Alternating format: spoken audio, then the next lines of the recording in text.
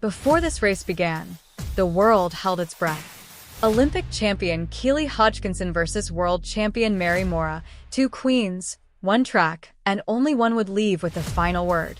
Pride, revenge, and global bragging rights were on the line. Trust me, this wasn't just an 800 meters. This was war.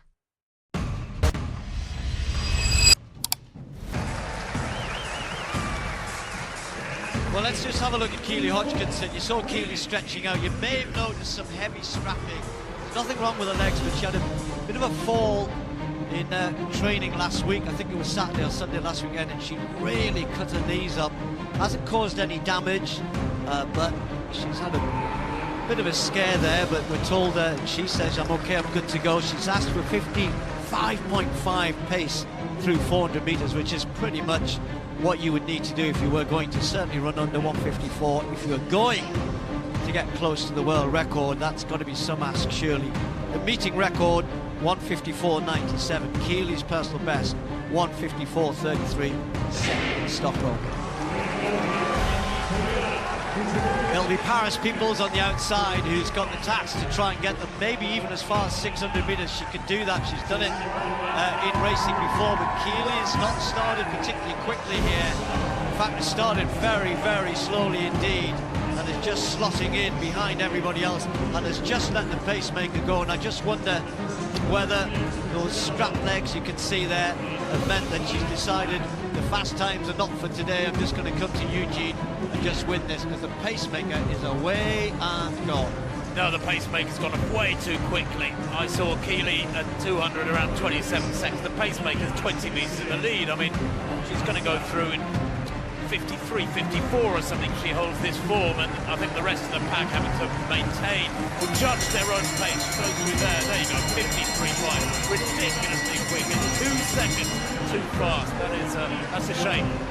Yeah, well, Keely's let Jallow lead it here, and Jallow went through in about 55 high, 55.8, maybe thereabouts. And Jallow is still going for it out in front here. The NCAA champion, Keely Hodgkinson, moving into second place behind her. Odira's following. Bourgoin has tried to hang on to the Olympic champion, and there's Odira, not too far away, the Kenyan, who managed to find something amazing in the home straight at the World Championships. But it's Keely, 126.13. That's pretty quick through 600, but the Kenyan is still there. The Olympic champion against the world champion, Keely Hodgkinson, trying to strike out here and win this. She's going to have to work hard because Odira's very, very quick in the home straight, and the Kenyan comes onto her shoulder. It's Odira, the world champion, against the Olympic champion. Keely Hodgkinson trying to hang on, but she's not going to do it. The world champion is going to take it again. Let's watch the clock. Outside 155, 156.1. For the second time in a row, the Olympic champion gets beaten. This time by an athlete she knows is so good. And Odira, for the first time since the World Championship, since that win, has shown how good she is, how good she can be. A bit of a strange race in terms of pace, etc. Jallow really got sucked into going a bit too hard. Keely felt as though it made all the right moves at the right time, but just lacked a little bit of something in that last 200 metres too. No, exactly right. And Odira comes good again. A bit of a shock, that one. She hasn't really shown any form since Tokyo last year when she lifted that world title. It's a surprise.